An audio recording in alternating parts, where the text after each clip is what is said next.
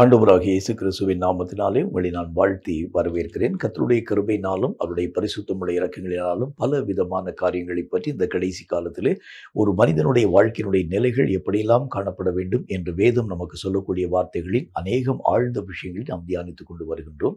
இன்றைக்கும் கர்த்தருடைய வேத வாக்கியம் சொல்லக்கூடிய நல்ல ஒரு வார்த்தையை உங்களுக்காக வாசிக்கிறேன், கேளுங்கள். தீத்துவின் புஸ்தகம் 1வது அதிகாரம் 5வது வசனம் இந்த வார்த்தையை நமக்கு சொல்கிறது. தீத்து 1வது அதிகாரம் 5வது வசனத்தை சற்று நான் நிதானமாய் வாசிக்கிறேன், கவனியுங்கள். அது என்ன சொல்றதுன்னு பாருங்க.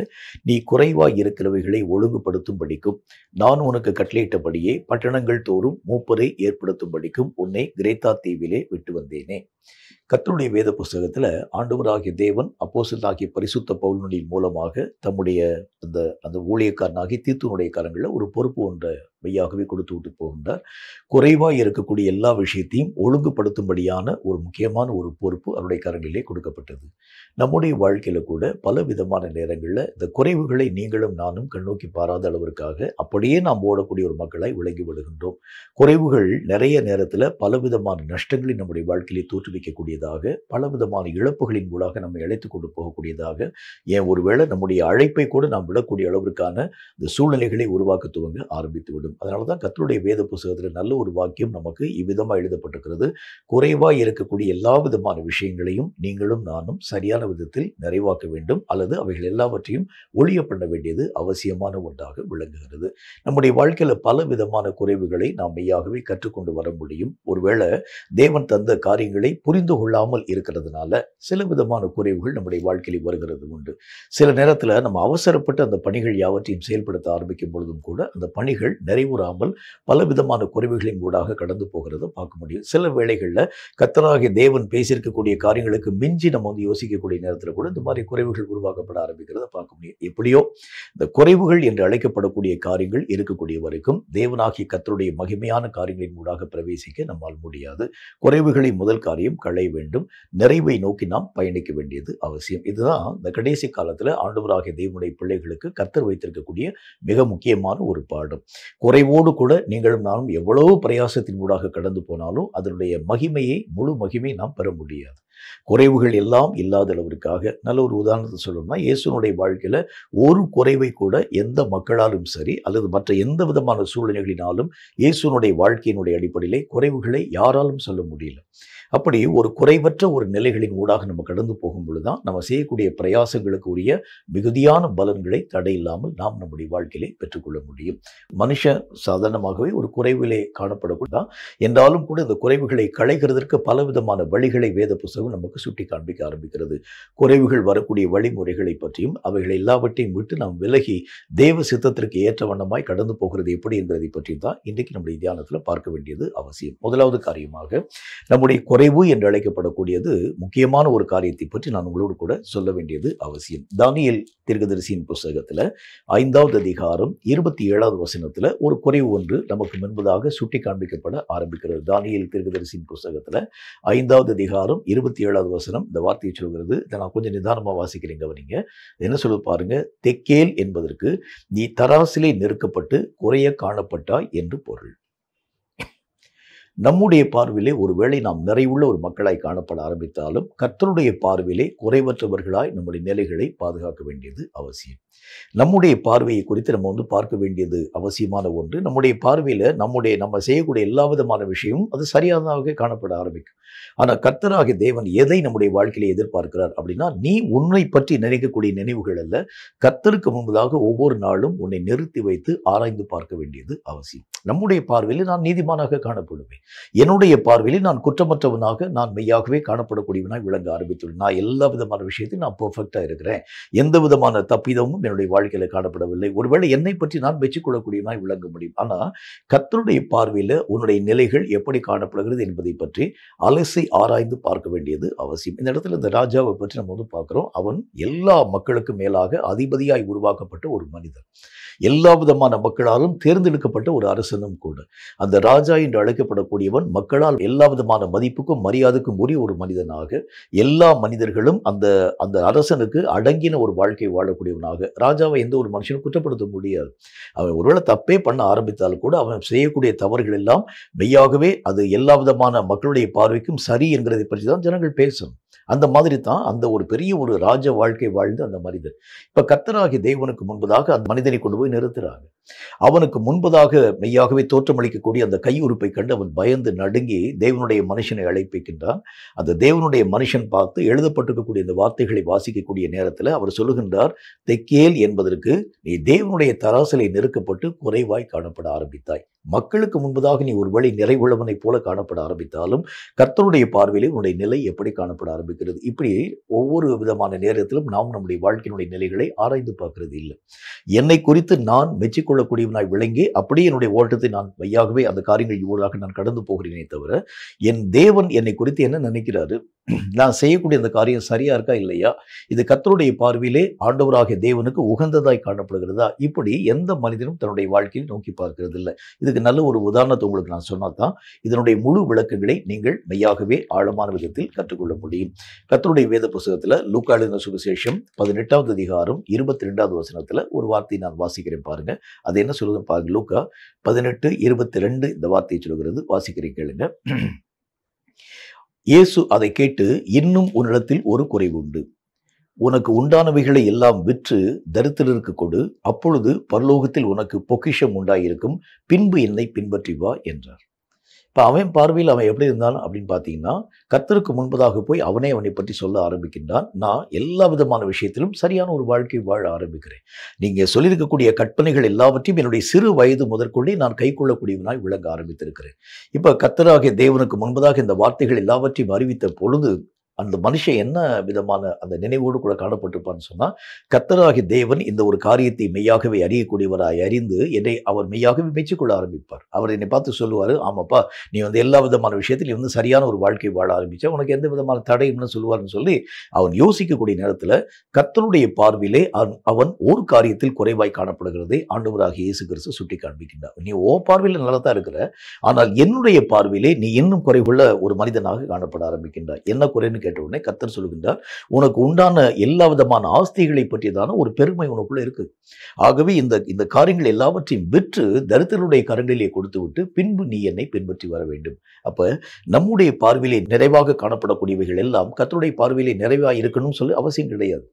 தேவ பார்வையிலே நீங்களும் நானும் நிறைவுள்ள ஒரு மக்களாய் காணப்பட ஆரம்பித்தால் மட்டும்தான் கர்த்தருடைய ராஜ்யத்தின் ஊடாக கடந்து போகக்கூடிய முழு தகுதியை எட்ட நம்மால் முடியும். கேட்கும் கர்த்தருடைய பிள்ளையே, உங்களுடைய வாழ்க்கையினுடைய ஒவ்வொரு விதமான நிலைகளும், நீங்க செய்யக்கூடிய ஊழியமாகட்டும், நீங்க செய்யக்கூடிய ஜெபமாகட்டும், நீங்க செய்யக்கூடிய பிரயாசமாகட்டும், உங்களுடைய கரங்களில் கர்த்தராகிய தேவன் தந்திருக்கக்கூடிய பொறுப்பாகட்டும், எல்லா விதமான காரியத்திலும் கர்த்தருடைய பார்வையில நீங்க எப்படி இருக்கிறீங்க, இதுதான் நான் என்னுடைய வாழ்க்கையை குறித்து நிதானித்து பார்க்க வேண்டியது அவசியம். எது எதெல்லாம் என்னுடைய வாழ்க்கையிலே குறைவாக இருக்கிறதோ அவைகள் எல்லாம் நிறைவாக்கக்கூடிய அளவிற்காக என்னுடைய நிலைகளை நான் கர்த்தராகிய தேவனுக்குள் சீர்படுத்த வேண்டியது அவசியம். அப்ப என்னுடைய வாழ்க்கையில நான் என்னுடைய அந்த அறிவோடு கூட நான் என்னை அளந்து பார்க்க ஆரம்பிக்கிறது உண்டானால் தப்பி போயிடுவேன், விழுந்துருவேன். என்னுடைய அறிவினுடைய ஒவ்வொரு விதமான தன்மைகளை குறித்து நான் என்னை ஆராய்ந்து பார்த்து நான் பரலோகத்துக்கு தகுதியா இருக்கிறேன்னு சொல்லி நான் யோசிக்கிறது உண்டானால் விழுந்து போயிடுவேன். அந்த அந்த அந்த மனுஷன் இயேசு கிறிஸ்துவை சந்திக்கக்கூடிய அந்த வாலிபர் என்ன சொல்லுகிறான், நான் என்னுடைய சிறு வயது முதற்கொண்டு இவைகள் எல்லாவற்றையும் கைக்கொள்ளக்கூடியவனாய் விளங்கி இருக்கின்றேன். ஆகவே என்னிடத்தில் எந்த விதமான குறைவும் இல்லை என்பதை பற்றி பேசுகிறான். ஆனால் கர்த்தருடைய பார்வைக்கு முன்பதாக அவனுடைய நிலைகள் கொண்டு வரப்பட்ட பொழுது கர்த்தர் அவனை குறித்து சொல்கின்றார், பரலோகத்துக்குள் பிரவேசிக்க இன்னும் ஒரே ஒரு தடை இருக்கும் உன் வாழ்க்கையில் இருக்கிறது. நீ இன்னும் உன்னுடைய ஐஸ்வர்யத்தின் மேல, ஆஸ்தியின் மேல, அந்தஸ்தின் மேல உன்னுடைய மனதின் எல்லா விதமான காரியத்தையும் வச்சிருக்கிற. ஆகவே இவைகளை நீ நீக்கினால் மட்டும்தான் என்னுடைய ராஜ்யத்துக்குள் பிரவேசிக்கக்கூடிய முழு தகுதியை பெற்றுக்கொள்ள முடியும் என்கிறதை பற்றி குறைவான காரியங்களை கர்த்தராகிய தேவன் தெளிவுபடுத்த ஆரம்பிக்கின்றார். கேட்கும் கர்த்தருடைய பிள்ளையே, என் பார்வையில் நான் ஒருவேளை நீதிமானாக காணப்பட ஆரம்பித்தாலும் கர்த்தர் பார்வையில் நான் எப்படிப்பட்டவனாய் காணப்படுகிறேன், கர்த்தர் பார்வையில் என்னுடைய ஜெபம் எப்படி இருக்கு, கர்த்தருடைய பார்வையில் நான் செய்யக்கூடிய ஊழியம் எப்படி இருக்கு, கர்த்தருடைய பார்வையில் என்னுடைய எல்லா விதமான தோற்றங்கள் எப்படி காணப்படுகிறது, இப்படி ஒவ்வொரு நாளும் என்னுடைய வாழ்க்கையை நான் நிதானித்து பார்த்து குறைவானவைகள் எல்லாவற்றையும் நிறைவாக்க ஆரம்பித்தால் மட்டும்தான் தேவனுடைய ராஜ்யத்திலே பிரவேசிக்கும் முழு தகுதியை நீங்களும் நானும் தடையில்லாமல் பெற்றுக்கொள்ள முடியும். இப்படிப்பட்ட ஒரு வாழ்க்கை வாழும்படிக்காகத்தான் தேவன் உங்களையும் என்னையும் அழைத்திருக்கிறார் என்று கர்த்தருடைய வசனத்தின் மூலமாய் கற்றுக்கொள்ள முடியும். இரண்டாவது ஒரு காரியத்தை பாருங்க. நம்முடைய வாழ்க்கையிலே காணப்படக்கூடிய இரண்டாவது குறைவு எப்படிப்பட்டது அப்படின்னு பார்த்தீங்கன்னா, லூக்கா எழுதின சுவிசேஷத்துல 12வது அதிகாரம் 33வது வசனம் இந்த வார்த்தையை நமக்கு சொல்கிறது. லூக்கா எழுதின சுவிசேஷம் 12வது அதிகாரம் 33வது வசனம் இந்த வார்த்தையை சொல்கிறது. வாசிக்கிறேன், கொஞ்சம் ஆழமாக கவனிங்க. அது என்ன சொல்லுது பாருங்க. உங்களுக்கு உள்ளவைகளை விற்று பிச்சை கொடுங்கள், பழமையாய் போகாத பணப்பைகளையும் குறையாத பொக்கிஷத்தையும் பரலோகத்திலே உங்களுக்கு சம்பாதித்து வையுங்கள். அங்கே திருடன் அணுகுகிறதும் இல்லை, பூச்சி கெடுக்கிறதும் இல்லை. இரண்டாவது காரியம், குறைவில்லாத நிறைவான பொக்கிஷம் எங்கே வைக்கப்பட முடியும் அப்படின்னா பரலோகத்தில் தான் சேர்க்க முடியும். அப்போ இந்த உலகத்திற்காக உழைக்கக்கூடிய உழைப்புக்காக நீங்கள் கொடுக்கக்கூடிய ஒவ்வொரு விதமான காரியத்தை காட்டிலும் பரலோகத்திலே பொக்கிஷங்களை சேர்க்கும்படிக்காக நீங்கள் தீவிரமாய் உழைக்க ஆரம்பிச்சாதான் குறைவில்லாத நிறைவான ஒரு வாழ்க்கையின் ஊடாக கடந்து போக நம்மால் முடியும். நம்முடைய வாழ்க்கையில் இப்போ இருக்கக்கூடிய குறைவு என்ன அப்படின்னா உலகத்திற்காக நம்ம ரொம்ப பிரயாசப்பட ஆரம்பிக்கிறோம். ஆனால் ஆவிக்குரிய காரியங்களை பற்றி அக்கறையே இல்லாத ஒரு மக்களாக விளங்கி விடுகின்றோம். ஆவிக்குரிய காரியம் தான் ஒரு மனுஷனுடைய வாழ்க்கையிலே மிகவும் முக்கியத்துவம் வாய்ந்த ஒன்று, மேன்மைப்படுத்தப்படக்கூடிய ஒன்றும் கூட. வேத புத்தகத்தில் ஆண்டவராகிய தேவன் சொல்கின்றார், இந்த ஆவிக்குரிய காரியத்திற்காக உலகத்திலே காணப்படும் எல்லா விஷயத்தையும் நீங்க நஷ்டமாக கூட விடலாம். ஆனால் உலக பிரகாரமான காரியத்திற்காக கர்த்தருடைய காரியங்களை ஒரு மனிதன் நஷ்டமாக விடுகிறது உண்டானால் அவன் இந்த உலகத்திலே வாழுகிறதை காட்டிலும் வாழாதிருக்கிறது நல்லம் என்கிறதை பற்றி கர்த்தர் தம்முடைய வசனத்திலே பேசுகின்றார். அப்ப எது நம்முடைய வாழ்க்கையில ரொம்ப பிரதான பங்கு வகிக்க ஆரம்பிக்கிறது? நிறைய மக்கள் இந்த நாளில் செய்யக்கூடிய முக்கியமான தப்பு என்ன அப்படின்னா ஆவிக்குரிய தன்மைகளை காட்டிலும் உலகத்துக்குரிய காரியங்களுக்காக அதிகமாக ஓடுறாங்க, அதிகமாக உழைக்க ஆரம்பிக்கிறாங்க. இப்போ வேத புத்தகத்தில் குறையாத நிலைகள் நம்முடைய வாழ்க்கையிலே காணப்பட வேண்டும், குறைவில்லாத நிறைவை நோக்கி நீங்கள் கடந்து போக வேண்டும் என்றால் எதை ஆண்டவர் சொல்லுகின்றார்? பரலோகத்தில் உங்களுக்கு பொக்கிஷங்களை சேருங்க. அதுதான் உங்களுடைய வாழ்க்கையிலே குறைவில்லாத நிறைவை தரக்கூடியதாய் விளங்க ஆரம்பித்து விடும். இந்த உலகத்தில் நீங்கள் வாழக்கூடிய அந்த ஒவ்வொரு விதமான நேரத்தையும் பரலோகத்திற்காக நீங்கள் செலவழிக்க ஆரம்பிக்கிறதுனால தான் பரலோகத்திலே மிகுந்த பலன்களை அல்லது பொக்கிஷங்களை சேர்க்கும் ஒரு மக்களாக விளங்க முடியும். நிறைய நாட்களில் நான் என்னுடைய வாழ்க்கையிலே நிறைய நேரங்களை இந்த உலகத்திற்காக நான் வீணடிக்கிறது உண்டானால், உலகத்திலே காணப்படக்கூடிய பலவிதமான தன்மைகளுக்காக பலவிதமான விஷயங்களுக்காக நான் கவலைப்பட ஆரம்பிக்கிறது உண்டானால் பரலோகத்திலே என்னுடைய பங்கு எம்டியாக இருக்கும். பரலோகத்தில் அங்கே போகக்கூடிய நேரத்தில் என்னுடைய பொக்கிஷத்தில் ஒன்றுமே இருக்காது. இப்போ பரலோகத்திலே நிறைவான காரியங்கள் நம்முடைய வாழ்க்கையிலே வர வேண்டும் என்றால் இந்த உலக வாழ்க்கையை நீங்கள் பரலோகத்திற்கு ஏற்ற வண்ணமாய் ஆசிரிக்க பழக வேண்டியது அவசியம். நிறைய பேர் இந்த ஒரு காரியத்தை விட்டுறாங்க.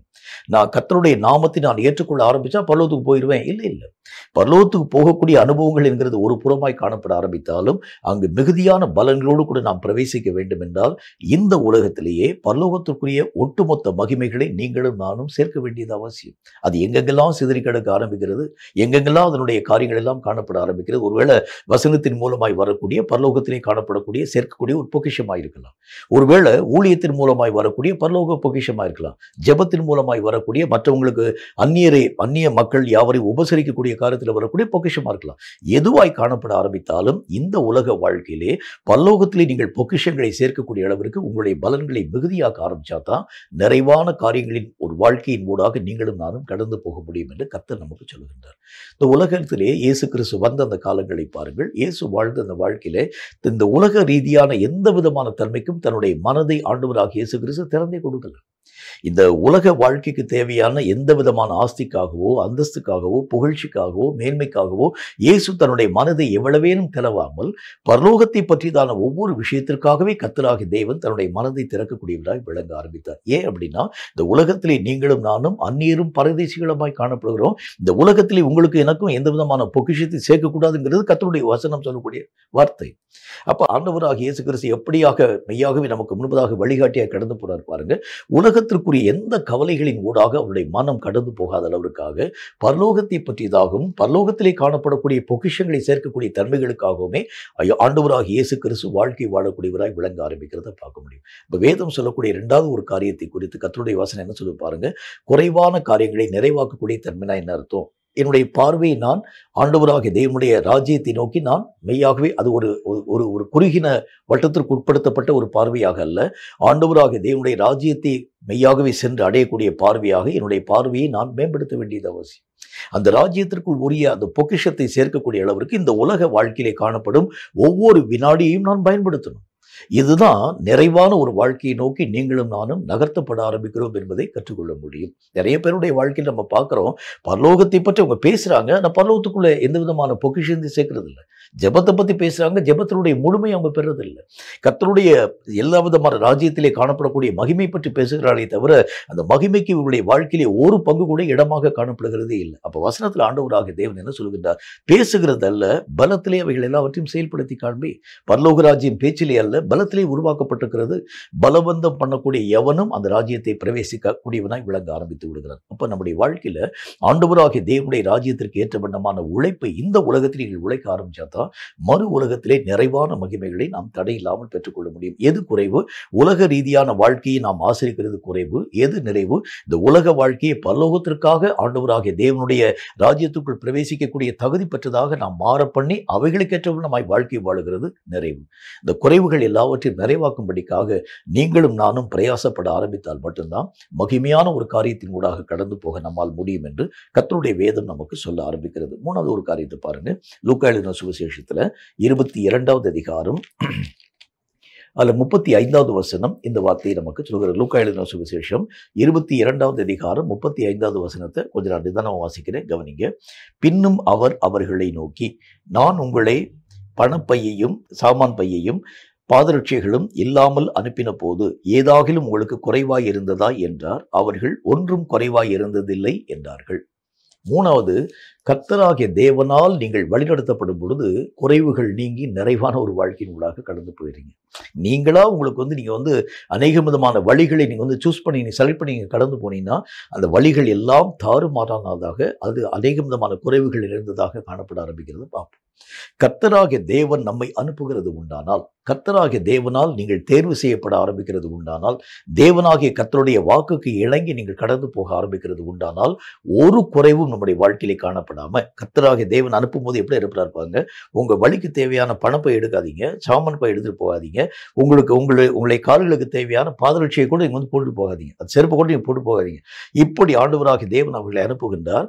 அனுப்பிவிட்டு அவங்ககிட்ட கர்த்தராகிய தேவன் கேட்கிறார், நான் உங்களை அனுப்புனேன், இந்த மாதிரி அனுப்புறேன்னு உங்களுக்கு தேவையான காசு இல்லாமல் உங்களை அனுப்புனேன், உங்களுக்கு தேவையான எந்த விதமான ஜாமானுக்குரிய பையே இல்லாமல் நான் உங்களை அனுப்புனேன், காலில் செருப்போடு இல்லாமல் உங்களை அனுப்புனேன், உங்களுக்கு ஏதாச்சும் குறைவா இருந்துச்சான்னு சொல்லி கர்த்தராகிய தேவன் கேட்கிறார். ஒன்றுமே குறைவா இல்லைன்னு சொல்றாங்க.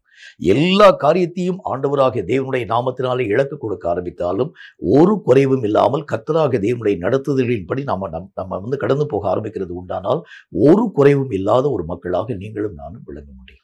இப்போ நிறைய பேருடைய வாழ்க்கையில் ஏன் குறைவு இருக்கிறது? நான் கர்த்தருடைய ஊழியக்காரனை தான் நான் வந்திருக்கிறேன், கர்த்தருடைய பிள்ளையை தான் நான் வந்திருக்கிறேன், நிறைய குறைவை நான் பார்க்குறேன். எந்த விதமான காரியத்திலும் ஒரு நிறைவற்ற ஒரு நிலைகளை நான் பார்க்குறேன். அதுக்கு ஒரே ஒரு காரணம் தான், தேவனாகிய கர்த்தரால் நீங்கள் நடத்தப்படுகிறது உண்டானால் குறைவில்லாமல் அவர் இப்படி நடத்தி கொண்டு போய் விடுவார். இஸ்ரவேல் மக்களை கர்த்தர் நடத்தின விதத்தை நீங்க பார்த்தீங்கன்னா ரொம்ப ஆச்சரியமான ஒரு காரியமாய் உங்களாலும் என்னாலும் பார்க்க முடியும். ஆண்டவராகிய தேவன் வனாந்திர வெளியிலே இஸ்ரவேல் மக்கள் யாவரையும் அழைத்து கொண்டு போகின்றார். அவங்களுக்கு தேவையான ஆகாரமே ஒண்ணுமே இல்லாம கர்த்தராகிய தேவனுடைய வார்த்தைகளின்படி இந்த இஸ்ரவேல் மக்கள் கடந்து போறாங்க. ஒவ்வொரு நாளும் அந்த மக்களுக்கு தேவையான மன்னாவினால் அவர்களை ஆண்டவராகிய தேவன் திருப்திப்படுத்துகின்றார். அவருடைய புத்திக்கு அப்பாற்பட்ட ஒரு நிலையை கர்த்தர் அவர்களுக்கு மெய்யாவை கொடுத்து அந்த மக்களை பராமரிக்கக்கூடியவராய் விளங்கினார். தண்ணீர் தாகத்தினால அவர்கள் வாடி இருக்கக்கூடிய நேரத்தில் கர்த்தராகிய தேவனே அவர்களுக்கு ஏற்ற நீர் சுனைகள் யாவற்றையும் திறந்து கொடுக்கக்கூடியவராக, எந்த குறைவும் காணப்படாத அளவிற்கு அந்த வசனத்தை நீங்கள் பார்த்தீங்கன்னா ஆண்டவருடைய வேதம் சொல்லக்கூடிய அந்த வார்த்தைகளை நம்ம வாசித்து பார்த்தா ரொம்ப அழகான ஒரு வார்த்தைகள் எழுதப்பட்டிருக்கிறத பார்க்க முடியும். ஆண்டவராகிய தேவனுடைய நாமத்தினாலே அவர்களுடைய வஸ்திரங்கள் கூட பழசாய் போகாமல், அவருடைய கால்கள் வீங்காமல் கர்த்தராகிய தேவனே அவர்களை நடத்தி கொண்டு போக ஆரம்பித்தார். அப்ப கர்த்தருடைய வழிநடத்துதல்களுக்கு உட்படுத்தப்பட ஆரம்பிக்கிறது உண்டானால் குறைவில்லாத ஒரு வாழ்க்கை வாழ உங்களாலும் என்னாலும் முடியும். இப்ப நம்முடைய வாழ்க்கையில ஏன் குறைவு வந்திருக்கிறது? நிறைய விஷயத்துல நான் குறைவுபட ஆரம்பிக்கிறேன். என்னுடைய பொருளாதார விஷயத்துல நான் குறைவுபடுறேன், என்னுடைய வரங்கள் விஷயத்துல நான் குறைவுபடுறேன், என்னுடைய ஆவிக்குரிய அணுகுமுறையில் நான் குறைவுபட ஆரம்பிக்கிறேன், ஊழியத்தினால் குறைவாக காணப்பட ஆரம்பிக்கிறேன், மிகுதியான நன்மைகளை என்னுடைய வாழ்க்கையில பெற முடியல, ஆண்டவராகிய தேவனுடைய அபிஷேகத்தை நான் பெற்றிருக்க ஆரம்பிச்சாலும் கூட என்னுடைய எந்த விதமான ஓட்டமும் ஒரு நிறைவான ஒரு ஓட்டமாய் காணப்படுகிறது இல்லை. ஒரே ஒரு விஷயம் தான், அதற்கு கர்த்தராகிய தேவன் சொல்லக்கூடிய நல்ல ஒரே ஒரு வழி. எப்படிப்பட்ட வழி?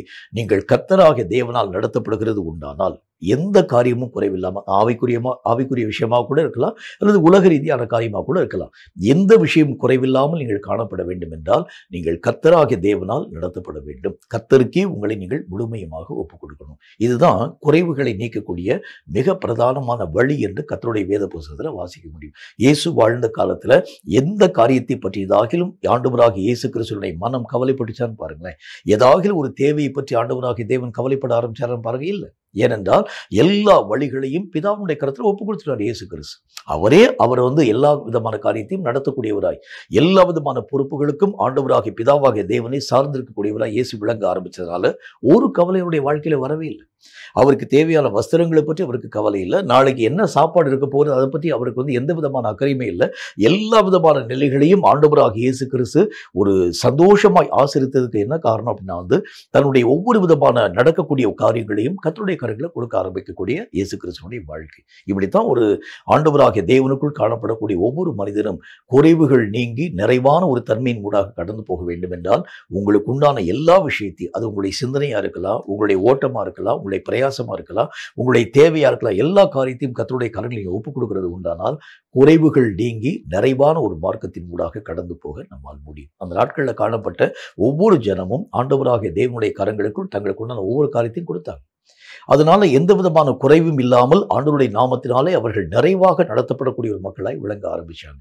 நிறைய பேருடைய வாழ்க்கை, ஆவிக்குரிய மக்களுடைய வாழ்க்கையுடைய நிலைகளை எடுத்து பார்க்க ஆரம்பிச்சா ஒவ்வொரு மனிதனும் தன்னுடைய வாழ்க்கையில நிறைவான பங்கின் ஊடாக கடந்து போனதுக்கு என்ன காரணம் அப்படின்னு பார்த்தீங்கன்னா ஒவ்வொரு விஷயத்தையும் கர்த்தருடைய கரங்களை ஒப்புக் கொடுக்க ஆரம்பிச்சாங்க. இன்னைக்கு நான் என்னுடைய வாழ்க்கையில குறைவா இருக்கிறதுக்கு என்ன காரணம் அப்படின்னு பார்த்தீங்கன்னா என்னுடைய ஒவ்வொரு விதமான விஷயத்தையும் நானே அணுகி அந்த காரியங்களுக்கு எல்லா விதமான தீர்வுகள் யாவற்றையும் பெற வேண்டும் என்று சொல்லி நானே யோசிக்க ஆரம்பிக்கிறேன். ஆனால் கர்த்தர் சொல்கிறார் எல்லா காரியத்தையும் என் கையில் கொடுத்துரு, உன்னுடைய குறைவுகள் எல்லாவற்றையும் நிறைவாக்கக்கூடிய தேவன் நான் உன் கூட இருக்கிறேன் என்பதை பற்றி கர்த்தர் பேச ஆரம்பிக்கிறார். அப்ப நிறைவான காரியங்களை நான் பெற்றுக்கொள்ள வேண்டும் என்றால், குறைவுகள் நீக்கப்பட வேண்டும் என்றால் உங்களுக்கு உண்டான எல்லா காரியத்தையும் கர்த்தருடைய கரங்களை ஒப்புக் கொடுங்க. அவர் நிறைவை நோக்கி நம்மை நடத்தும் ஒரு தேவனாக விளங்க ஆரம்பித்து விடுவார். நான்காவது விஷயத்தை பாருங்க, கர்த்தருடைய வேதம் மற்றும் ஒரு வார்த்தையை நமக்கு சுட்டி காண்பிக்க ஆரம்பிக்கிறது. 1 கொரிந்தியரின் புத்தகத்துல 13வது அதிகாரம் 10வது வசனம் இந்த வார்த்தையை நமக்கு சொல்கிறது. 1 கொரிந்தியர் 13வது அதிகாரம் 10வது வசனம் இந்த வார்த்தையை சொல்கிறது. அதை நான் உங்களுக்காக வாசிக்கிறேன் பாருங்க. நிறைவானது வரும்போது குறைவானது ஒழிந்து போகும். கர்த்தருடைய வேத புத்தகத்தில் ஒரு மனுஷனுடைய வாழ்க்கையிலே ஒரு முழுமை அடைய ஆரம்பிக்கும் பொழுது எல்லா குறைவுகளும் அவனுடைய வாழ்க்கையின் எல்லைகளை தாண்டி கடந்து போக ஆரம்பிச்சிடும். நம்ம முழுமை அடையாமல் அரைகுறையாக ஒவ்வொரு விஷயத்தையும் பாதி பாதியாக நாம் நிறுத்த ஆரம்பிக்கிறது உண்டானால் கர்த்தருடைய வேதம் சொல்லக்கூடிய வார்த்தையின் அடிப்படையில் குறைவுகள் நம்முடைய வாழ்க்கையிலே மிகுதியாய் காணப்படுகிறத பார்க்கணும். ஒரு காரியத்தை நீங்கள் எடுத்தீங்கன்னா அதில் நீங்கள் அந்த ஆண்டவராகிய தேவனுக்கு முன்பதாக முழுமைப்படுத்த நீங்கள் பிரயாசப்படுங்க. ஒரு ஜெபத்தை நீங்கள் செய்ய ஆரம்பிச்சா அதில் ஒரு முழுமையை எட்டக்கூடிய ஒரு மக்களாக விளங்கணும். ஒரு ஊழியத்தை நீங்கள் செயல்படுத்த ஆரம்பிச்சா அதில் ஒரு முழுமையை கர்த்தருக்கு முன்பதாக காண்பிக்கணும். இப்படி ஒவ்வொரு விதமான பொறுப்பிலும் ஒரு முழுமை அடைந்த ஒரு அனுபவம் நம்முடைய வாழ்க்கையிலே வர ஆரம்பிச்சா தான் எல்லா குறைவுகளும் ஒட்டு மொத்தமாய் நம்முடைய வாழ்க்கையினுடைய நிலைகளை தாண்டி கடந்து போக ஆரம்பிக்கிறதை பார்க்க முடியும். இயேசு ஓடின அந்த ஓட்டத்தை பாருங்களேன். சீஷர்களை ஆண்டவராகிய தேவன் பிதாவாகிய கர்த்தர் அவங்களுடைய கையில் கொடுக்க ஆரம்பிச்சார். இந்த சீஷர்களை கர்த்தராகிய இயேசு கிறிஸ்து நடத்தக்கூடிய விதத்தை பாருங்க. நீங்க சொல்லியிருக்கக்கூடிய அந்த வார்த்தையின் அடிப்படையில் இந்த சீஷர்களை எல்லா காவலோடும் நான் பாதுகாக்க ஆரம்பிச்சேன். உம்முடைய சத்திய வசனத்தினாலும் உம்முடைய பரிசுத்தத்தினாலும் நான் அவர்களை பாதுகாத்து நீங்க எப்படி என் கையில கொடுத்தீங்களோ அப்படியே நான் அவர்களை மெய்யாகவே தந்தேன். அதுல ஒரே ஒரு மனிதன் சாத்தானால் வஞ்சிக்கப்பட்டு ஆண்டவராகிய தேவனுடைய மகிமையை விட்டு விழுந்து போகக்கூடியவனாய் காணப்பட்டாலே தவிர மற்ற எல்லா விதமான மனிதர்களையும் எந்த விதமான குறைவில்லாமல் நான் உம்முடைய சமூகத்திலே ஒப்புக் கொடுக்க ஆரம்பிச்சேன். அப்படின்னா என்ன அர்த்தம்? ஒரு பொறுப்பை கர்த்தராகிய தேவன் தரக்கூடிய நேரத்தில் அந்த பொறுப்பை இயேசு கிறிஸ்து பரிபூர்ணமாய் நிறைவாக்கக்கூடியவராய் விளங்க ஆரம்பிச்சார். அப்படின்னா அவர் எப்படி என்ன காரியத்தை செஞ்சிருப்பார் பாருங்க. ஒவ்வொரு விஷயத்திலும் ஒரு கவனம், அந்த காரியத்தை கர்த்தர் கொடுத்திருக்கக்கூடிய விஷயத்துல ஒரு அலட்சியமற்ற ஒரு தன்மை, அந்த காரியத்துல ரொம்ப ஆண்டவராகிய தேவன் எதிர்பார்ப்புக்கு ஏற்ற மாதிரி, ஆண்டவராகிய தேவனுடைய விருப்பத்துக்கு ஏற்ற மாதிரி ஒவ்வொரு காரியத்தையும் ஆராய்ந்து பார்த்து இயேசு கிறிஸ்து அந்த சீஷர்கள் யாவற்றையும் எந்த விதமான சேதமும் இல்லாமல் பிதாவாகிய தேவனுடைய கரங்களில் ஒப்புக் கொடுக்கக்கூடியவராய் விளங்க ஆரம்பித்தார். அப்போ இயேசுனுடைய ஊழியத்தை நீங்கள் எடுத்து பார்த்தீங்கன்னா அதே மாதிரி தான். இயேசுனுடைய எல்லா விதமான, அதாவது பிதாவாகிய தேவனுடைய சித்தத்தை நிறைவாக்கக்கூடிய இயேசுனுடைய வாழ்க்கை எடுத்து பார்த்தா அதே மாதிரி தான். அதில் ஒரு குறைவும் உங்களாலும் என்னாலும் பார்க்க முடியாது. ஏன் அப்படின்னா ஒவ்வொரு விஷயத்திலும் நிறைவை நோக்கி ஆண்டவராகிய தேவன் அந்த வழிகள் யாவற்றையும் நடத்தி கொண்டே போக ஆரம்பிக்கிறதை பார்க்க முடியும். குறைவான காரியங்கள், தன்னுடைய ஒவ்வொரு விதமான அணுகுமுறைகள், மற்றவருடைய ஆலோசனைகள், இப்படி பல விதமான குறைவுகள் இயேசுக்கு முன்பதாகவும் கொடுக்கப்பட ஆரம்பிச்சிச்சு. என்றாலும் எதிலும் ஆண்டவராகிய தேவன் தன்னுடைய மனதை திசை பண்ண விடாம அளவிற்காக ஆண்டவராகிய தேவனுடைய திட்டத்தை தன்னுடைய மனதின் ஆழத்திலே பதிக்கக்கூடியவராக அவைகளை நோக்கியே தன்னுடைய காய்களை நகர்த்தும் ஒரு தேவனாக விளங்க ஆரம்பித்தார். இன்னைக்கு நம்ம வாழ்க்கையில பலவிதமான மக்கள், ஆலோசனைக்காரர்கள் என்கிற பேர்ல நிறைய ஜனங்கள் வர்றாங்க. நமக்கு சில பேருடைய ஆலோசனைகள் நம்முடைய மனதிற்கு ஒரு ஒரு சந்தோஷமாக காணப்படுகிறது உண்டானால், கர்த்தருடைய வார்த்தைகளுக்கு மாறாக நாம் அந்த ஆலோசனைகளை பின்பற்றக்கூடிய ஒரு மக்களாய் விளங்கி விடுகின்றோம். அப்படின்னா என்ன அர்த்தம்? நான் குறைவிலே நான் இன்னும் மிகக்கூடிய ஒரு மனிதராக விளங்கி விடுகின்றேன். நிறைவு எப்போ வருது அப்படின்னா எல்லா விதமான காரியத்திலும் கர்த்தருடைய சித்தத்திற்கு இசைந்ததாக நீங்களும் நானும் இயங்க ஆரம்பிச்சா தான் நிறைவை நோக்கி நான் பயணப்பட ஆரம்பித்து விடுகின்றேன். நிறைவுக்கு மாறாக வரக்கூடிய காரியங்கள் எல்லாம் எங்கிருந்து வருகிறது? ஒன்று என்னுடைய சுய யோசனையினால, அல்லது பலவிதமான மக்களுடைய ஆலோசனைகள்னால, அல்லது பலவிதமான சூழ்நிலைகளின் மூலமாக என்னுடைய வாழ்க்கையிலே இந்த நிறைவுகளுக்கு விரோதமான குறைவுகள் என்னுடைய வாழ்க்கையிலே உருவாக்கப்பட ஆரம்பிக்கிறது. ரொம்ப ஜாக்கிரதையா இருங்க. இந்த கடைசி நாட்களில் எந்த விதமான காரியமாய் காணப்பட ஆரம்பித்தாலும் தேவனாகிய கர்த்தருக்கு முன்பதாக ஒரு விஷயத்தை நீங்க கொடுக்கிறது உண்டானால் அவைகளிலே குறைவுகளோடு கூட நீங்கள் படைத்தால் கர்த்தர் அவைகளை ஏற்றுக்கொள்ள மாட்டார். லேவியராகமம் புத்தகத்தை எடுத்து வாசிச்சிருக்கீங்கன்னா அதுல பலிகளை கர்த்தராகிய தேவன் கேட்கிறார். சொல்றாரு, நீங்க சமாதான பலிகளை கொடுக்க வேண்டும், அல்லது ஆண்டவராகிய தேவனுடைய நாமத்தினாலே அதாவது இந்த சர்வாங்க தகன பலிகளை கொடுக்க வேண்டும். இப்படி பலவித குற்ற நிவாரண பலி, பாவ நிவாரண பலி, அதன் பின்பதாக கர்த்தராகிய தேவனால் கொடுக்கப்பட்டிருக்கக்கூடிய ஒவ்வொரு விதமான பலிகளை பற்றி பேசிட்டு வருகிறார். அப்படி பேசிக்கொண்டு வரும்பொழுது அவர் ஒரு வார்த்தை சொல்றார் பாருங்க, நீ பலி கொடுக்கக்கூடிய ஒரு மனிதனாக இருக்கிறது உண்டானால் அதிலே பழுதானது ஒன்றையும் நீ பலியாக கொடுக்க கூடாது. அதை நான் ஏற்றுக்கொள்ள மாட்டேன். அதுல எந்த விதமான குறைவும் அந்த பலி பொருள்ல காணப்படக்கூடாது. அந்த மாதிரி ஏதாகிலும் ஒரு குறைவு இருக்கிறது உண்டானால், நசல் கொண்டதோ அல்லது அதாவது அந்த அந்த அந்த பலிகள்ல ஏதாகிலும் அதாவது இந்த கண்கள் குருடாக்கப்பட்டிருக்கிறதோ அல்லது ஊனமற்றதையோ நீ எனக்கு பலியாக கொடுக்காத. எதை நீ கொடுக்க ஆரம்பித்தாலும் முழுமையான ஒரு பலியாக நீ கொடுக்க வேண்டும். இதுதான் கர்த்தராகிய தேவன் நமக்கு சொல்லிக் கொடுக்கக்கூடிய ஒரு பாடம். அப்ப நம்முடைய வாழ்க்கையிலே நிறைவான விஷயங்கள் நம்முடைய வாழ்க்கையிலே உருவாக்கப்பட வேண்டும் என்றால் அதிலே காணப்படும் சின்ன சின்ன குறைவுகள் எல்லாவற்றையும் நீங்கள் அப்புறப்படுத்தும்படிக்காக நீங்க ஜாக்கிரதைப்படணும். நீங்க ஜெபிக்கிறீங்க, ஜெபிக்கக்கூடிய ஜெபம் எப்படி நம்ம ஜெபிக்கணும்? சோர்ந்து போகாம ஜெபிக்கணும். நம்ம ஜெபிக்கிறோம், வேற வழியில் நம்ம கர்த்தருடைய வார்த்தைப்படி ஜெபிக்கிறோம். ஆனால் சில நேரங்களில் சோர்வுகளோடு கூட நாம் ஜெபிக்கிறது உண்டானால் ஜெபங்கள் அங்கீகரிக்கப்படுகிறது இல்லை.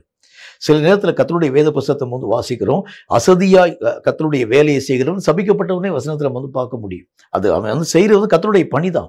என்றாலும் அந்த வேலையை அவன் அசதியாக செய்ய ஆரம்பிக்கிறது உண்டானால் தேவன் அவைகளை ஏற்றுக்கொள்ள மாட்டார். நிறைவாக்கப்பட்டிருக்கக்கூடிய ஒரு அனுபவம் என்றால் எதை ஆண்டவராகிய தேவன் சொல்ல ஆரம்பிக்கின்றார்? ஒரே ஒரு விஷயம்தான். அதிலே காணப்படக்கூடிய பழுதுகளாய் காணப்படக்கூடிய ஊனமோ குருடோ அல்லது நசல் கொண்டிருக்கக்கூடிய அனுபவங்களோ இந்த மாதிரி நம்முடைய ஜெப வாழ்க்கையாக காணப்படலாம், நம்முடைய ஊழியத்தினுடைய தன்மையாக காணப்பட ஆரம்பிக்கலாம், கர்த்தராகிய தேவனுடைய அழைப்பாய் கூட காணப்பட ஆரம்பிக்கலாம். எதிலும் நீங்கள் அசட்டைத்தன்மை கொள்ளாமல் அசதியாக அந்த காரியத்தை செய்யாம முழுமையாக நிறைவாக மனரம்யமாக சந்தோஷமாக அந்த காரியத்தை நீங்க செய்யுங்க. அப்பதான் கர்த்தராகிய தேவனால் இவைகள் எல்லாம் அங்கீகரிக்கப்படக்கூடியதாய் விளங்க ஆரம்பிக்கிறதை பார்க்க முடியும். எதை கர்த்தர் நிறைவுள்ளவைகளாக ஏற்றுக்கொள்ள ஆரம்பிக்கிறார் அப்படின்னா ஏதாகிலும் ஒரு குறைவோடு கூட நீங்கள் அந்த காரியங்களை ஆண்டவருக்கு முன்பதாக செலுத்த ஆரம்பித்தால் தேவன் அவைகளை ஏற்றுக்கொள்ளப் போகிறது இல்லை. இப்ப கர்த்தருடைய வசனத்துல நல்ல ஒரே ஒரு விளக்கத்தை உங்க சொல்ல முடியும். ஆண்டவராகிய தேவன் ஒரு முறை தேவாலயத்தில் இருக்கக்கூடிய நேரத்துல ஜனங்களை பார்த்து ஒரு வார்த்தை சொல்ல ஆரம்பிக்கின்றார். உன்னுடைய சகோதரனோடு கூட உனக்கு நல்ல ஒரு ஐக்கியம் இல்லாது இருக்கிறது உண்டானால் நீ என்னுடைய சமூகத்தை காணிக்கை கொடுக்காது. நீ காணிக்கை கொடுக்கக்கூடிய நேரத்தில் உன்னுடைய மனதிலே இந்த குறைவுகள் உணர்த்து வைக்கப்பட ஆரம்பிக்கிறது உண்டானால் காணிக்கை எங்கேயே வச்சுட்டு போய் முன்பு போய் உன்னுடைய சகோதரனோடு கூட ஒப்புரவாகி விட்டு பின்பு நீ எனக்கு காணிக்கை செய்வது அதைத்தான் நான் ஏற்றுக்கொள்ள ஆரம்பிக்கின்றேன். அப்ப குறைவுகளோடு கூட நீங்க எதை செஞ்சாலும் கர்த்தர் அவைகளை ஏற்றுக்கொள்ள மாட்டேன். நம்முடைய மனசுல சில மனத்தாங்கல்களோடு கூட எதையாச்சும் ஒரு காரியத்தை நீங்கள் செய்கிறது உண்டானால் தேவன் எதிர்பாராத அல்லது தேவனுக்கு விரோதமான அல்லது தேவன் அருவருக்கக்கூடிய ஏதாகிலும் ஒரு காரியத்தோடு கூட நீங்கள் கர்த்தராகிய தேவனுக்கு உகந்த விஷயங்களை செயல்படுத்த ஆரம்பித்தால் தேவன் அவைகளை ஏற்றுக்கொள்ள மாட்டார். அவைகள் எல்லாம் குறைவாக காணப்படக்கூடிய ஒன்று, நிறைவற்ற ஒன்று, ஆண்டவராகிய தேவனால் ஏற்றுக்கொள்ளப்பட முடியாத ஒன்று. அப்ப கர்த்தருடைய வேதம் என்ன வார்த்தையை நமக்கு சுட்டி காண்பிக்குது அப்படின்னா எதை நீங்கள் செயல்படுத்த ஆரம்பித்தாலும் முழுமையாக அவைகளை நீங்கள் கொடுக்கணும். கர்த்தராகிய தேவன் ஒரு காணிக்கை கொடுக்கணும்னா நீங்க எப்படி செய்யணும்னு சொல்றாரு. கர்த்தராகிய தேவன் நீங்க ஜெபிக்கணும்னா நீங்க எப்படி ஜெபிக்கணும்னு சொல்லுகிறார். ஆண்டவராகிய தேவன் நமக்கு முன்பதாக சொல்லக்கூடிய நேரத்தில் நீங்க ஃபாஸ்டிங் இருக்கும்போது எப்படி நீங்க ஃபாஸ்டிங் இருக்க வேண்டும் என்கிறதை பற்றி சொல்லுகின்றார். நீங்க வாடலாக உங்களுடைய முகத்தை கூட நீங்க கழுவாம எல்லா மக்களுடைய பார்வைக்காக நீங்க ஃபாஸ்டிங் இருக்காதீங்க. அந்தரங்கத்திலே பார்க்கக்கூடிய உங்கள் பிதாவாகிய தேவனுக்கு முன்பதாக நீங்கள் உங்களுடைய காரியங்கள் எல்லாவற்றையும் தெரிவிக்க வேண்டியது அவசியம். அதைத்தான் கர்த்தராகிய தேவன் நிறைவுள்ளவர்களாக ஏற்றுக்கொள்ள ஆரம்பிக்கிறார். நீங்க பார்வைக்காக எதை நீங்க செயல்படுத்த ஆரம்பிச்சாலும் தேவன் அவைகளை ஏற்றுக்கொள்ள போகிறது இல்லை. அப்ப எது குறைவு அப்படின்னு பார்த்தீங்கன்னா மனுஷனுடைய பார்வையிலே நான் மேன்மையாக நினைவு படக்கூடியவைகள் எல்லாம் குறைவானவைகள். கர்த்தருடைய பார்வைக்கு முன்பதாக நான் ஆண்டவராகிய தேவனுடைய பார்வைக்கு முன்பதாக நான் சரியான விதத்தில் இயங்கினால் அவைகளை கர்த்தர் நிறைவு உள்ளவைகளாக அங்கீகரிக்கக்கூடியவராய் விளங்க ஆரம்பிக்கிறார். கேட்கும் கர்த்தருடைய பிள்ளையே, நம்முடைய வாழ்க்கையிலே காணப்படும் குறைவான பகுதிகள் எல்லாவற்றையும் நாம் அப்புறப்படுத்த வேண்டும். சில நேரத்தில் பார்வைக்காக நம்ம ஜெபிக்கக்கூடிய ஒரு வாழ்க்கை, சில நேரத்தில் மற்ற மக்களை நம்ம ப்ளீஸ் பண்ணுறதுக்காக நம்ம செயல்படுத்தக்கூடிய காரியங்கள், மற்ற மக்களுடைய மனம் நோக விடாத அளவிற்காக கர்த்தராகிய தேவனை நம்ம பகைச்சா கூட பரவாயில்ல, மனுஷனுடைய மனசில் எந்த விதமான அதாவது ஒரு ஒரு ஒரு ஒரு ஒரு களங்கம் வந்துவிடக்கூடாது, பிரச்சனை வந்துவிடக்கூடாது என்பதற்காக கர்த்தராகிய தேவனுக்கு விரோதமான காரியங்களை கூட செயல்படுத்தக்கூடிய தன்மை. இப்படி நிறைய இடங்களில் கர்த்தருடைய ஊழியக்காரர்கள் இந்த நாட்களில் மாற்றி மாற்றி விகாரமான நடைகளோடு கூட தங்களுடைய ஊழியங்கள் யாவற்றையும் செய்து கொண்டு வருகிறத பார்க்க முடியும். இவைகள் எல்லாம் குறைவாக காணப்படக்கூடிய ஒன்று. தீத்துவுக்கு அப்போஸ்தலனாகிய பரிசுத்த பவுல் சொல்லும் பொழுது, நான் உனக்கு முன்பதாக ஒரு நல்ல ஒரு பொறுப்பு தந்துட்டு போனேன் தீத்து, என்ன ஒரு பொறுப்பு தந்துட்டு போய்க, குறைவான எல்லா விதமான காரியத்தையும் நீ நிறைவுள்ளவர்களாக மாற பண்ண வேண்டியது அவசியம். எங்கெங்கெல்லாம் குறைவு இருக்கிறதோ, குறைவை நீ பார்க்குறியோ, அதையெல்லாம் கர்த்தராகிய தேவனுடைய நாளில் அது குறைவாக ஆண்டவராகிய தேவனால் தீர்ப்பிடப்பட்டு விடாத அளவிற்காக நிறைவுள்ளவர்களாக மாறப்பட வேண்டும் என்கிற பொறுப்பை நான் உன் கையில் கொடுத்துட்டு போயிருக்கிறேன். இந்த விதமான காரியத்தை நீ சீர்படுத்த வேண்டும் என்கிறதை பற்றி அவர் பேசக்கூடிய வார்த்தைகளைப் போலத்தான் இன்றைக்கு இந்த வார்த்தைகளை கேட்கக்கூடிய உங்களை பார்த்து நான் சொல்றேன். நம்முடைய வாழ்க்கையிலே கர்த்தருடைய பார்வைக்கு முன்பதாக குறைவுள்ளவைகளாக எவைகள் எல்லாம் காணப்படுகிறதோ அவைகள் எல்லாவற்றையும் நிறைவாக்க நீங்கள் ஆரம்பித்தால் மட்டும்தான் நீங்க செய்யக்கூடிய ஒவ்வொரு பிரயாசமும் பலன் நிறைந்ததாக மாற்றத்தின் மூலமாக கடந்து போக முடியும். எந்த ஒரு காரியத்தை நம்ம செயல்படுத்த ஆரம்பித்தாலும் நிறைவான மகிமையை நாம் நம்முடைய வாழ்க்கையிலே பெற்றுக்கொள்ள வேண்டும் என்றால் ஒரே ஒரு வழிதான் உண்டு. தேவனுடைய பார்வையிலே குறைவற்றதாக, நம்முடைய பார்வையில் ஒரு வேளை நிறைவானதாக இருக்கலாம். ஒவ்வொரு முறையும் நீங்க கர்த்தருடைய பார்வைக்கு முன்னால கொண்டு வச்சு பாருங்க. நான் செய்யக்கூடிய இந்த ஜெபம் எப்படி இருக்கு ஆண்டவரே கேளுங்க. நான் அதை பார்க்கக்கூடிய இந்த ஊழியம் எப்படி இருக்கு ஆண்டவரே கேளுங்க. நான் ஓடக்கூடிய இந்த பிரயாசம் எப்படி இருக்கு ஆண்டவரே கேளுங்க. கர்த்தராகிய தேவன் அவருக்கு முன்பதாக உங்களை நிறுத்தி ஆண்டவராகிய தேவன் பேசக்கூடிய வார்த்தைகளை நீங்கள் கேட்டு உங்கள் வழிகள் எல்லாவற்றையும் சீர்படுத்த ஆரம்பித்தால் நிறைவான ஒரு வாழ்க்கையாக உங்கள் வாழ்க்கையினுடைய நிலைகள் காணப்படும் என்கிறதில் சந்தேகம் ஒன்றுமில்லை. 4 விஷயங்களை பற்றி நம்ம பார்க்க ஆரம்பிச்சோம். ஒன்று, கர்த்தருடைய வேதம் சொல்கிறதை போல நாள்தோறும் நான் என்னை கர்த்தருடைய சமூகத்திற்கு முன்பதாக நிறுத்தி பார்க்கக்கூடிய ஒரு அனுபவம். இரண்டாவது காரியம், உலகத்திற்காக நான் இனி உழைக்கக்கூடிய ஒரு மனிதனாக இல்லாமல் பரலோகத்திலே பொக்கிஷங்களை சேர்க்கக்கூடிய அளவிற்காக, அதை குறைவில்லாத பொக்கிஷத்தை சேர்க்கக்கூடிய அளவிற்காக எது மேன்மை என்பதை புரிந்து கொள்ளக்கூடிய ஞானேந்திரியம் என்னுடைய வாழ்க்கையிலே வர வேண்டும். மூன்றாவது காரியமாக, கர்த்தராகிய தேவனால் நான் காலங்கள் தோறும் நடத்தப்படும் பொழுது குறைவுகள் நீக்கப்பட்ட ஒரு வாழ்க்கை வாழக்கூடியவனாய் விளங்க ஆரம்பித்து விடுகிறேன். ஏன்னா கர்த்தராகிய தேவனை நடத்தும் போது ஒரு சின்ன ஒரு தப்பு வர ஆரம்பிச்சால் உடனே ஆண்டவராகிய தேவன் என்னை தடுத்து நிறுத்தி சொல்லிடுவார். இப்ப நிறைய பேருடைய வாழ்க்கையில கர்த்தராகிய தேவனை நடத்த விடாமல் செய்கிறதுக்கு காரணம் என்னன்னா, ஒவ்வொரு வினாடியும் கர்த்தராகிய தேவன் பார்த்து இந்த ஒரு காரியம் தப்பு, இந்த ஒரு காரியம் தப்புன்னு சொல்லிட கூடாது என்பதற்காக அந்த ஓட்டத்தை கர்த்தருக்கு முன்பதாக அவர்கள் வெளிப்படுத்தக்கூடிய மக்களாகவே காணப்படுகிறது இல்லை. ஆகவே கர்த்தர் இன்னைக்கு என்ன வார்த்தையை சொல்றாருன்னா, எதை நீங்கள் செயல்படுத்த ஆரம்பித்தாலும் கர்த்தருக்கு முன்னால கொண்டு போய் காமிங்க. நான் இந்த மாதிரி செய்ய போறேன் ஆண்டவரே, இதை நான் செய்யட்டுமா வேண்டாமான்னு கேளுங்க. இந்த காரியத்தினுடைய அடிப்படையில் நான் கர்த்தராகிய தேவனுடைய நடத்துதல்களின் ஊடாக கடந்து போகிறது உண்டானால் என்னுடைய வாழ்க்கையிலே ஒரு குறைவும் வருகிறது இல்லை. கடைசியாக வேதம் சொல்லக்கூடிய வார்த்தையின் அடிப்படையில் நிறைவாக காணப்படக்கூடிய தன்மைகள் என்னுடைய வாழ்க்கையிலே வரும் பொழுது குறைவுகள் எல்லாம் என்னை விட்டு அப்புறமாக்கப்பட்டு போகிறதை நான் பார்க்க முடியும். எல்லா விதமான விஷயத்திலும் ஒரு முழுமை அடையும் ஒரு அனுபவம். ஆண்டவராகிய தேவனால் நடத்தப்படுகின்றது ஒரு முழுமை. கர்த்தருடைய சித்தத்திற்கு இணைந்த ஒரு வாழ்க்கையை வாழ்கிறது ஒரு முழுமை. ஆண்டவராகிய தேவனுடைய விருப்பம் அறிந்து செயல்படுகிறது ஒரு முழுமை. இப்படி ஒவ்வொரு விஷயத்திலும் ஒரு முழுமையை நாம் எட்ட ஆரம்பிக்கிறது உண்டானால் நிச்சயமாக தேவனுடைய மகிமையான காரியங்களின் ஊடாக கடந்து போக நம்மால் முடியும். கேட்கும் உங்களை கர்த்தராகிய தேவன் இதே விதமாக நடத்தும்படிக்காக உள்ளத்தை திறந்து கர்த்தரை நோக்கி நாம் ஒருமனப்பட்டவர்களாய் ஜெபிக்கலாம். எங்களை அதிகமாக நேசிக்கிறீர்கள் அன்பின் பரலோக பிதாவே, குறைவானவர்களை நாங்கள் ஒழுங்குபடுத்த வேண்டும் என்கிறது கர்த்தருடைய வசனம் சொல்லக்கூடிய வார்த்தையாக நாங்கள் கற்றுக்கொள்ள ஆரம்பித்தோம். எங்கள் வாழ்க்கையினுடைய பகுதியிலும் கூட காணப்படுகின்ற எல்லா குறைவுகளையும் கர்த்தருடைய சமூகத்திலே நாங்கள் ஒப்புக் கொடுக்கிறோம். கர்த்தாவே, எங்களை நாங்கள் ஒவ்வொரு நாளும் உம்முடைய சமூகத்திலே முன்பதாக நிறுத்தி நோக்கி பார்க்கக்கூடிய ஒரு மக்களாக, பரலோகத்தை மட்டுமே நாங்கள் நோக்கி பார்த்து அங்கே எங்களுடைய பொக்கிஷங்களை சேர்க்கும் ஒரு மக்களாக, கர்த்தராகிய தேவனால் காலங்கள் தோறும் நடத்தப்படும்படி எங்களை நாங்கள் உம்முடைய கரங்களிலே கையளிக்கும் ஒரு மக்களாக, கடைசியாக எல்லா விதமான விஷயத்தையும் முழுமைப்படுத்தி உம்முடைய கரங்களிலே ஒப்புக் கொடுக்கும் ஒரு மக்களாக, அரைகுறையான ஓட்டம், அரைகுறையான ஜபம் எல்லாம் எங்களை விட்டு நீக்கப்பட்டு ஒவ்வொரு விஷயத்திலும் தேவன் எதிர்பார்க்கும் முழுமையை நோக்கி நாங்கள் எங்களுடைய வாழ்க்கையுடைய நிலைகளை ஆண்டவருக்கு முன்பதாக நாங்கள் ஒப்புக் கொடுக்க கிருபைகளை தந்து ஆசீர்வதிக்க வேண்டும் என்று நான் ஜெபிக்கிறேன். இந்த வார்த்தைகளின் மூலமாய் உம்முடைய பிள்ளைகளோடு கூட கர்த்தர் பேசினேன்.